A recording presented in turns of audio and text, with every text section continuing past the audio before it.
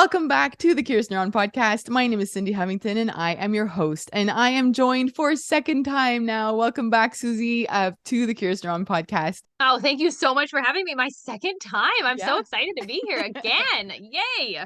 This was also kind of the interviews that are spontaneous and that I love the most because it's when we connect on something and when I can do that with a guest and say like, okay, we need to talk about this right now. It feels so good. So we're in that moment now of your last reel.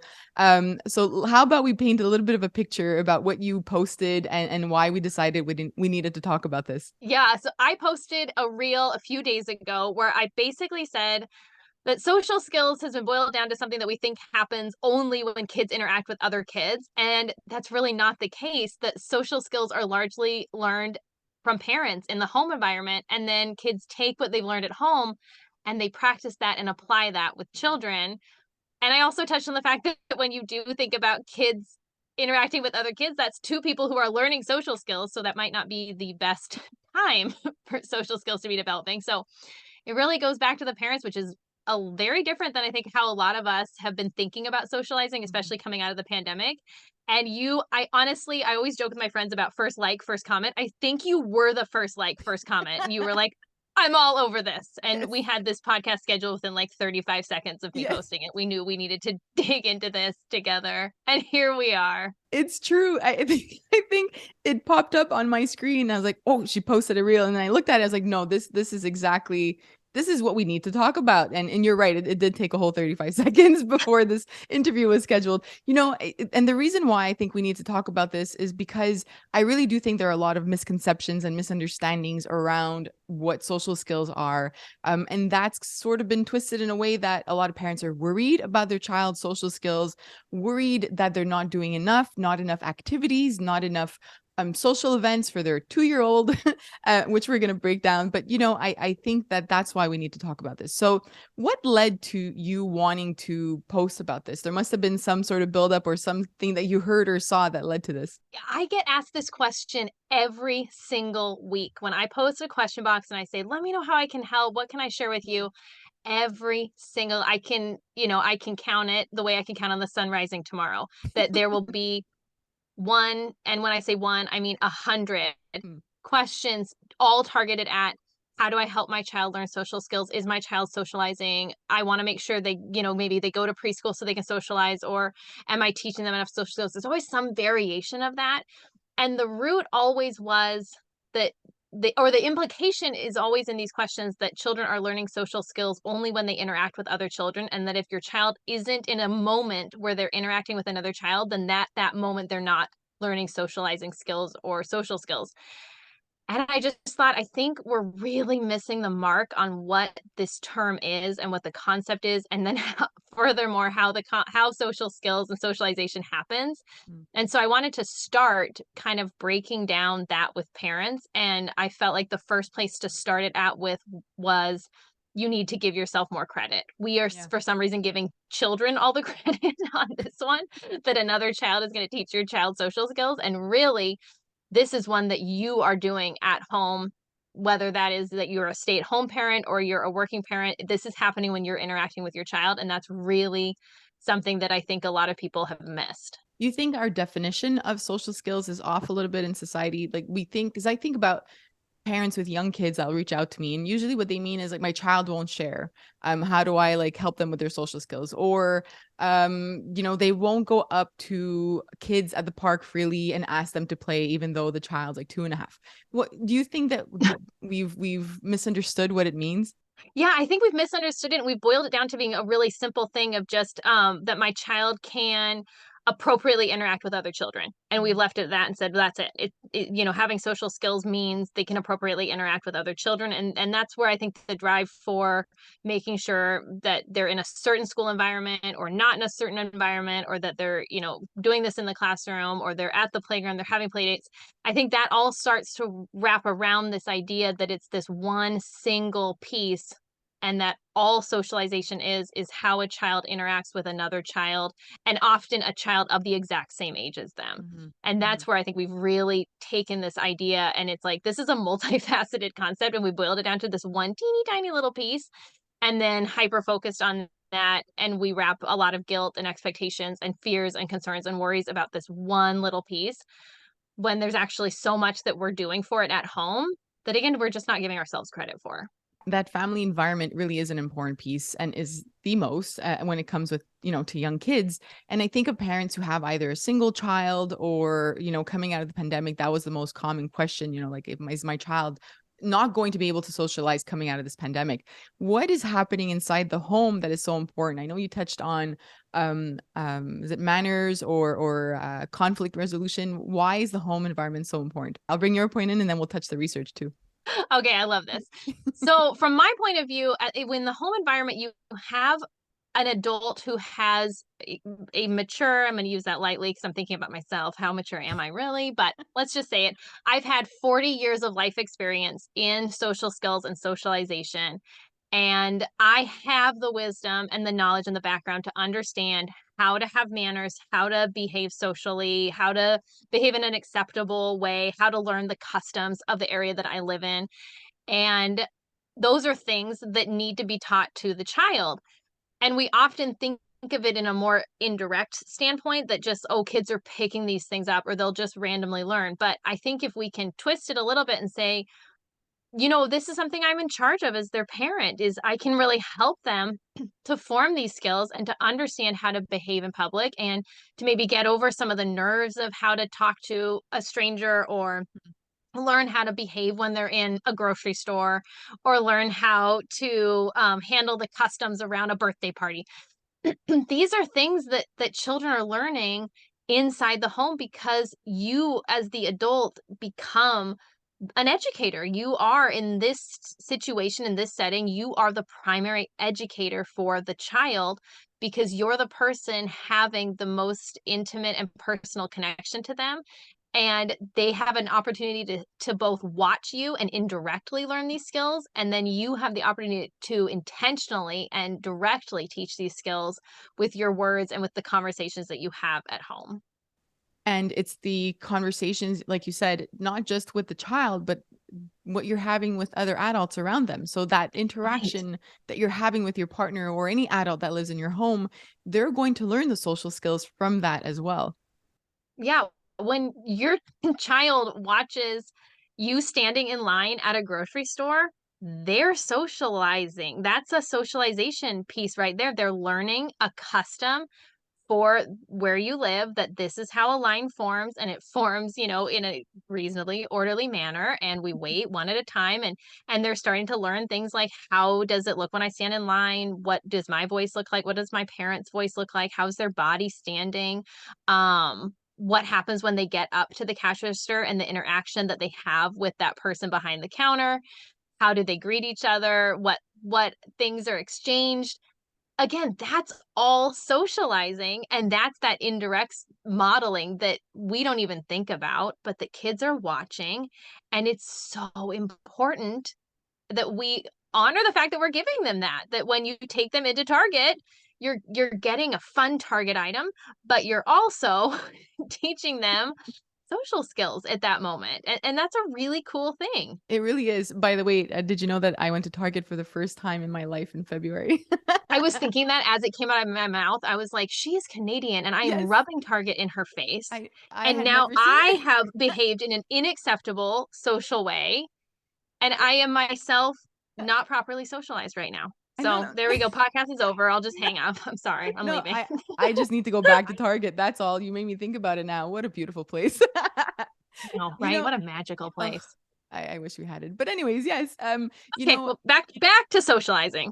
Back to socializing. Part of or the science that I do want to bring into this is socializing is not just about manners. It's not just about the way we interact with people, but the way we interact with people, we need to bring in emotions to that. So if somebody Hmm. says something to us and it triggers us, or we're in the car and somebody cuts us off, or we're at the grocery store and somebody cuts us off, 9-year-old woman like cuts us off, in the line, there's a social emotional part to that where it's about regulating yourself first and being calm about it or speaking to them in a way that is appropriate, right? And that's where the science comes in as well. I had mentioned the tripartite model of parental socialization, and it's basically saying like these emotional skills, they are socialized and they are brought in by how you, the parent, are modeling them, how you are parenting your child, what sort of style you're using, and how you're interacting with others. So the social skills you're talking about, it's not just about the words and how we're interacting, but that how includes the emotions and how we regulate ourselves. So I just wanted to bring Yeah, that which into is that. so cool. I think about times when I do this and I really do call it out to my kids. There are plenty of times where they're watching me regulate or different things like that. And it just is part of life. But then there are other times where I say to them, I say, you know what? I ordered this at this restaurant and it came and it's wrong. And I'm frustrated because I really wanted this hot meal right now. And now I have to make a decision if I'm going to send it back or if I'm going to wait or what am I going to do? And I walk them through the process. I say, you know what? I can't eat it the way it's prepared. So I'm going to ask them. I said, and I say things like, it's not their fault, or this is what I'm thinking in my head. And I'm not going to attack them. That wouldn't be the right thing to do. And I walk my kids and I take this moment that could have been really unintentional and just said, excuse me, can I, change this? I ordered it wrong. And instead I really walk my kids through. I say, watch how I'm going to handle this because this is really important that you know how to get your needs met, but that you know how to do that in a really appropriate way. Mm. And those are those moments where we can take it from being, kind of this unintentional or, kind of under the table moment and really bring it to the surface and say, I want you to observe how I'm going to handle this. This didn't go well for me. And now I have a chance to get it right. And I'm going to fix this, but these are the words I'm going to use because that's how I want them to approach. If something doesn't go right, that they approach it from a place of kindness and respect but that also they get their needs met. Mm. And I think that it's really important. And that goes to what you're saying, that it does come back to the emotional regulation and the emotional skills of the adult. And gosh, just another thing to put on parents' shoulders.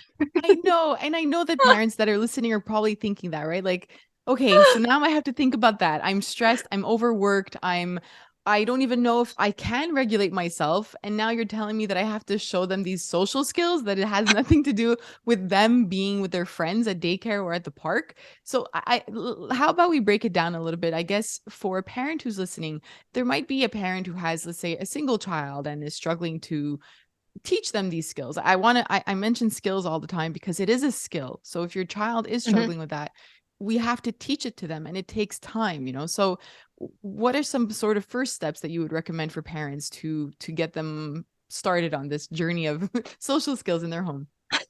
I think the first thing is just to reframe it, to understand that this isn't something that just exists between child to child, that you are part of this model and you are a big part of it.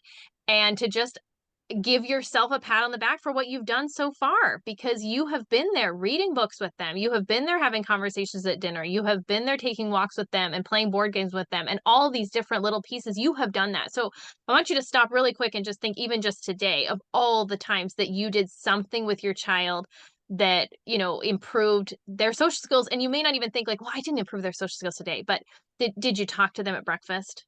You did. Did you drive in the car with them and chat? You did. Did they see you order your coffee at Starbucks and you didn't throw a fit? Then you did. So you are doing this. You just haven't been giving yourself credit for it. And instead of thinking it's one more thing, I want you to look and say, I'm already doing this. What I don't need to do is hyper focus on the things I can't control, which is maybe how many times my child is seeing another child right now, because maybe that's not something that you can offer as a family just because of, childcare costs, or if a preschool isn't open to you, or you're not in a school age setting yet. What you can control is the fact that you are there and you are present and you are being a human with them and you're being their person. And just by the virtue of you existing in a room with them, interacting with them, talking to them, chatting with them, living life with them, showing them things, reading books with them, you're doing it Mhm. already. So I really would. I would just reframe it. Instead of saying I have one more thing to do, I want you to just go back and say, no, I've already been doing this. And I'm going to say good job to myself for doing this. And I'm going to honor even more when I know I'm doing this. I'm going to really pat myself on the back for it, because you're just going to continue doing this. But now that you're thinking about it, you're just going to be more intentional as you do it. And you're going to give yourself more credit than you've been giving yourself. I love that you said that because I do think we put a lot of pressure on ourselves when it comes to parenting our kids. Obviously, it's coming from a good place. We want them to do well and to thrive. But I think it's just that we start micro parenting, kind of like looking at all the little details and making sure that every day they have certain things that we meet or milestones. And I think when we step back and we realize spending time with our kids, or like you said, having that conversation during dinner time or in the car is teaching them so much, which is what we do every single day. So I think that applies to a lot, or a big part of parenting, where we're doing a lot every single day. Yeah, wow. I really love what you said that, and what hit like I saw in my head as you were talking was like parenting isn't a checklist. Like we can't Mm, sit here and just check off things throughout the day, or even check off things and say, well, I taught them this, so now mastered, move on. It's the same idea, and I mm, love that we have to look at the totality of what we're doing and see everything in kind of a full picture, as opposed to like micromanaging our own day, and like looking at this as from this tiny lens and saying, trying to pick every single piece apart, instead just, look at all the different things that you provided this child today, and you don't need to add yet another thing on top of that. You just need to respect the work you're doing. You're doing really big work right now, really meaty work, especially in the early years before children are school aged, especially. I think sometimes that pressure we put on ourselves ends up being on our kids as well. I Mhm. spoke to you briefly before, but I was talking about parents who told me before, like saying that their child, they're struggling with going to see other kids at the park. And then I asked the age of the child. They're like, well, they're 2.5. And I'm like, well, that might be a little early for those social skills. What should we expect from a child? Because maybe there's a parent listening and saying, sure, okay, I get that I'm teaching my child all these skills and that we're kind of doing that every day, but is it okay for my 4-year-old not to wave at the neighbor when they come outside? I've seen that happen too within here with my neighborhood. 2 or 3-year-olds, usually younger kids, don't want to wave or say hi, but the parent gets upset at the child, like say hello, and they give a little nudge, like, could you just say hello? So what should we expect from our kids? I think a lot of like what you just talked about also just comes down to the temperament of the child. If you have a child who is more of an introvert and needs time to warm up, then that's the situation where you need to model the social skill for them. If they're at the park and you can see another child and your child isn't initiating play with them, and you think that they're at an age where this would be a successful thing, then I would model that. I would model how to go with your child and say, we would like to play with you, or my child would like to play with you. And kind of get the ball rolling, help break the ice, help model what that looks like. Because the truth is that our children are so young and so new that when you think about a 2.5-year-old, and well, they didn't go up and talk to that friend, that person at the park, and they didn't form a friendship. Well, have they ever seen that done before? Have they ever seen what that looks like when one person initiates play with another person? Because if they haven't, then we can't expect them to just know how to do that. So what that might take is for a while that's you driving that. And if you, and again, only if you feel it's within the child's temperament to like, hang and play with another child, that you take them over and you say, let's find this other kid to play with, and let's find out their name and teach them how to have those conversations. Same with, for example, like waving at a neighbor or saying hi to someone. That might not be in their temperament. It also might be something that's kind of new to them. This idea that you would see someone, and now I've got to give them a greeting, but I am concerned how this will sound or look. And so you start to work with that child just more on a script and say, when this neighbor comes up, we can say, hi, Miss Jones, and wave. And now we're going to practice this, and I'm going to lead it for a while. And you get down on their level and you look up at the adult the way that the child would, and you wave with them, hi, Miss Jones, and you don't expect them to do it with you. Mm, mm, And again, eventually, and that's where we're doing a little bit more intention than just expecting them to passively learn something. We're being a little more intentional. We're saying, if this is what I want you to learn and this is the skill I want you to have, then I'm going to intentionally walk you through this skill, and I'm going to scaffold it. And mm, then I'm going to slowly pull back until you are off and doing it on your own. I'm going to take those training wheels off, and eventually, gradually, they'll be the child that can go up to another child at the park and initiate. And the reason that happened was because you modeled that and you led that and you taught them how to make a friend. And that's not something that they need a sibling to be able to learn. And that's again, that's something that's going to come with age, and it's going to come with intention and with modeling. But it will happen, and it can happen. And it's a big day when it does. It's a really mhm. cool day when it does. I remember my daughter too. We had broken down, we call them baby steps in her house. Like, what, when you have a challenge, how can you break that challenge into baby steps? And she was really struggling with going to say hi to a new educator that we had at the community center. And we broke it down into those baby steps. And it was, just waving from far or smiling. We got closer to her to say hi, wave closer, and then use, verbal hellos. And we made it to that. And I do remember that day where she went up on her own and said hi, and then like gave her a hug, and she wanted to do that, and it was really beautiful to see, and I get that. Would you apply the same sort of system or scaffolding or baby steps, whatever we want to call them, to conflict resolution? I'm thinking about siblings that fight and argue and don't want to share. And I know that on my end, that is what parents will often ask me when it comes to socialization. Like, why can't they just share? Or, why aren't they empathetic towards their sibling? Like, why can't they do that? So would you apply the same sort of system? Yeah, I totally would. Especially with conflict resolution, that to me is one that is so, and I'm not going to say easy to be taught, but it's got such a clear ability to be taught, but it needs to be taught when they're not fighting. Yes, That's when it thank needs to you. be taught. And I think that's the mistake that we often make is we're in the heat of the moment. They took the truck from them. Everybody's screaming. Someone's going to hit someone. And we're so upset and we're so mad. And we're, getting right in there. We're yelling at this one. We're moving that one. And we're saying, why can't you just get along? You should have asked this. They should have done this. And you're trying to and I always say you quickly become the referee. And it isn't what they necessarily needed at them. I mean, they did because they needed to not be hitting each other, but what they need you to be is this coach. And that's kind of the analogy I've always used with my kids is that they need you to coach them through. They are not going to understand what to do in these social situations unless we explicitly teach them what to do. And we can do that best when they're not in that situation. And so for my family, that often looks like questions in the car or questions at dinner or chatting with them when they're in the bath, times that they're really calm, that they're either forced to listen to me, like in the car when they're buckled into a car seat and then I just have full attention from everybody, or when they're sitting at dinner and again they're doing something, they're engaged and they're able to listen. And I pose really simple questions, and I've been doing this with my kids. I mean, gosh, I've been doing this with my oldest since he was 2 or 3 years old.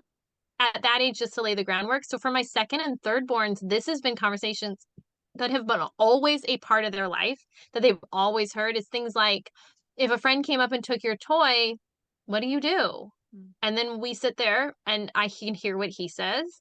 And if he has no idea, I can give my ideas and I will always give my ideas. Well, we could walk away, we could this, we could that. And we start to lay the foundation so that when they do get into a situation and they're old enough and developmentally ready to handle that problem on their own, that they have a few tools that we've given them to know what to do. And now that my kids are older, I'll hear them come to me and they'll say, "Hey, we're still having this problem.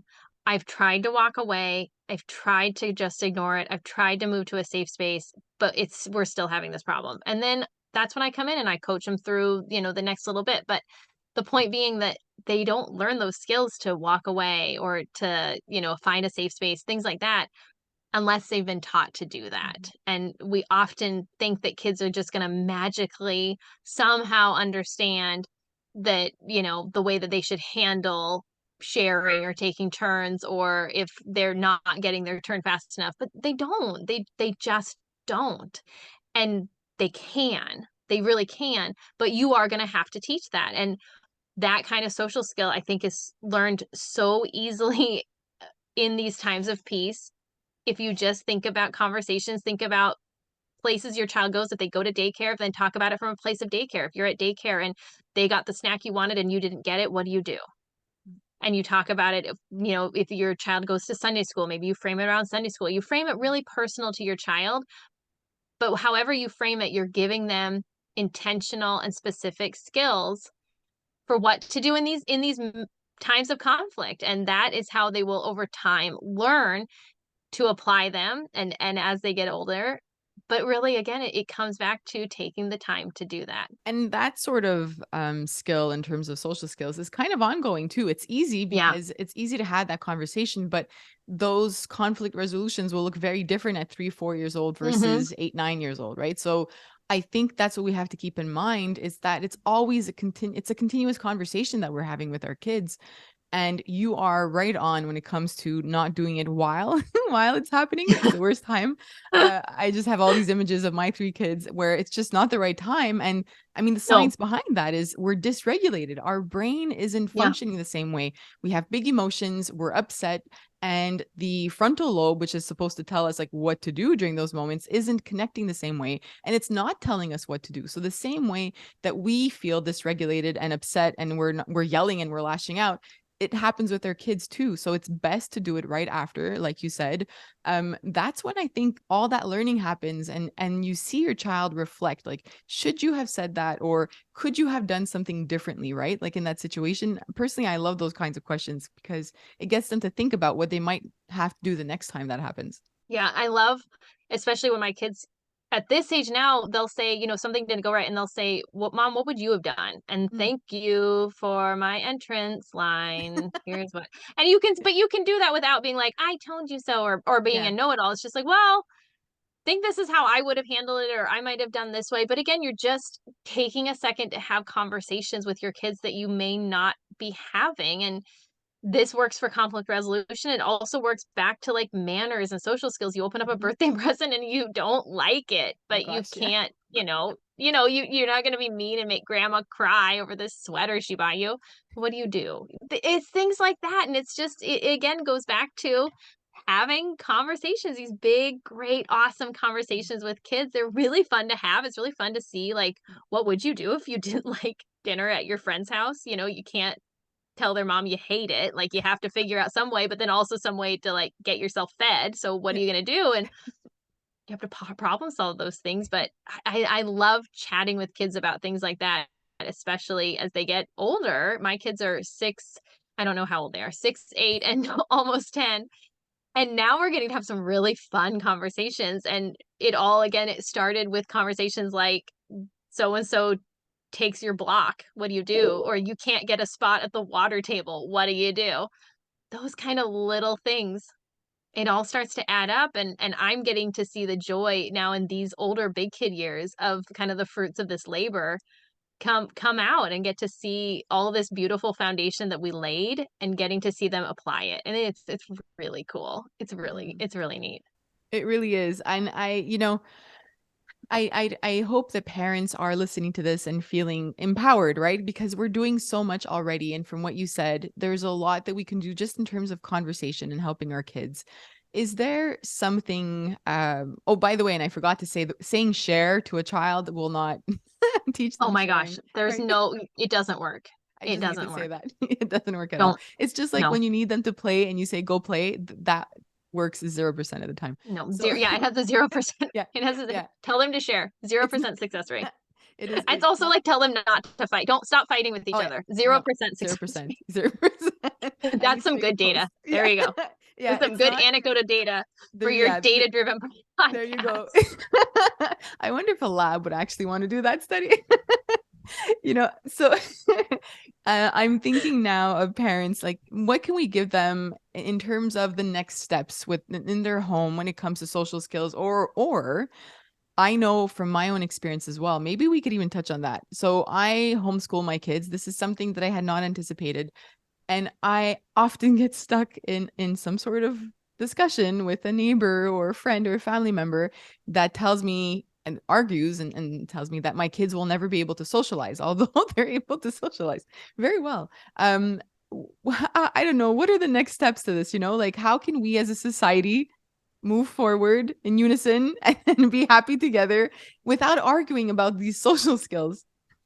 Well, I think one of the biggest misconceptions right now around social skills is frankly that social skills are something that develop at school Mm, and develop in the school years, or whether it's a daycare setting, a preschool setting, or a traditional school setting.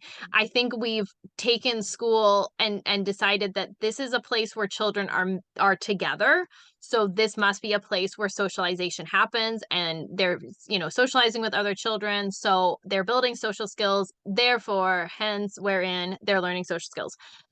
And frankly, it's not the case, and it's adding even more pressure onto teachers too, who have a very big workload, and there isn't time to sit and teach social skills necessarily when you're talking about, education and standardized tests and rigorous learning.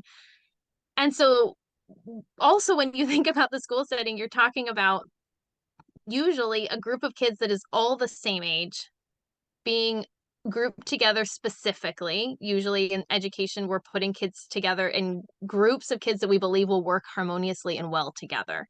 They're all about the same age in the same grade level, and they're in class where a teacher is doing the most of the, leading the discussions and calling on kids in kind of a very orderly manner. Your turn, and then your turn, and then your turn. And so when you really peel back the onion on the school setting, there isn't much time for true socializing because you do often get in trouble for talking to your neighbor. I was that kid who got in trouble for talking to their neighbor. So you really end up with maybe the bus ride in the morning, if your child takes the bus, and not all children do, a 20 to 30-minute lunch, and then 20 to 30 minutes worth of recess time. Those are kind of the big social parts of the school day. And so that isn't enough. And it's not to say that putting your child in school is bad. I'm not saying that. I was a public school teacher and I loved it, and I loved it dearly. But what I am saying is it is not this wonderland of socialization that you may be picturing. Instead, it does go back to you in the family setting and in the home setting, that what you are doing before school and what you are doing after school is incredibly meaningful.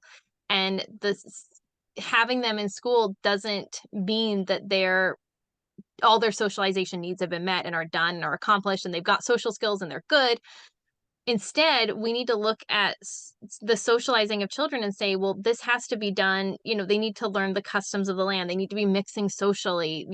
How are they learning, how to behave within, different groups of people? And those are things that can't totally happen when they're in the walls of a classroom with a certain number of kids that are all the same age as them and that have been put there in a very specific order and for a very specific reason. The world is different. And when the school years end, the world is mixed age and the world has different groups of people, and the world asks us to interact in different ways with different types of people that maybe are from a different area than us, a different country than us, a different, language than us. And we have to learn how to socialize with all of these people. So to say that it only happens in the walls of a classroom, it's more broad than that. And that goes back to what we started at the beginning of this conversation, was that this term has been really pigeonholed and really shrunk down to this very minute part of it, when really it is so much broader and so much more. So all that long-windedness to say we can't pin all of our conversations on socializing around school. More of it has to do with the time before school and the time after school, and certainly the time on the weekend where they're really, really with you and having that really deep, amazing parental modeling of social skills. There you go. I am aware that this is very different from the conversations people are used to hearing around socialization, and that this might be new to some parents hearing this, saying, really, are you sure, Cindy? I thought you were backed by science. I'm going to put all the articles in the show notes for this podcast episode. But I am curious on your end, since you already posted about this, what was the response to that post you had, or that reel about this? Overwhelmingly positive. Good. Okay. It always is, because for parents, it becomes such a relief to know that how empowered they are, that the work they're doing is not for nothing, and that their presence in their child's lives really means something, and that maybe the decisions they're making with their child to either maybe put them in a sport or not put them in a sport, to have them in traditional school or to have them homeschooled, that these their child is still learning and developing and growing the same as another child who is in sports or who is in traditional school.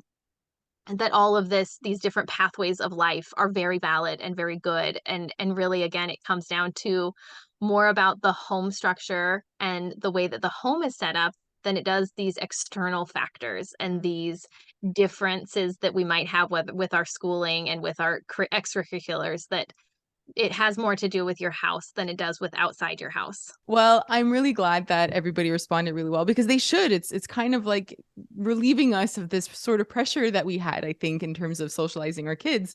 So I'm glad that that's the response. I'm so happy that you posted about this. Thank you for taking the time to chat with me. Can you share with the audience Busy Toddler and what sort of resources you have available for them on your website? Yeah, so I'm Susie and I run Busy Toddler. So you can find me at Instagram and I'm at Busy Toddler or on my website, which is busytoddler.com. And I share everything from education to play advice, activities, all the stuff in between. Just kind of share a little smattering of it all at this point. And if you've never heard about Busy Toddler before, you are the reason that things were so easy for me, like with kids, being home Oh, with 3 kids, all the activities, you brought sensory bins to my awareness. And I was like, that totally makes sense. So thank you for everything that you do and everything that you share. it's all my pleasure. Thanks again for having me. Thanks. I hope we connect again with some sort of reel or post I'm that you sure have. we will. I know. And I hope it's just as spontaneous as this Yes, one. I hope so too. Thank you, Susie.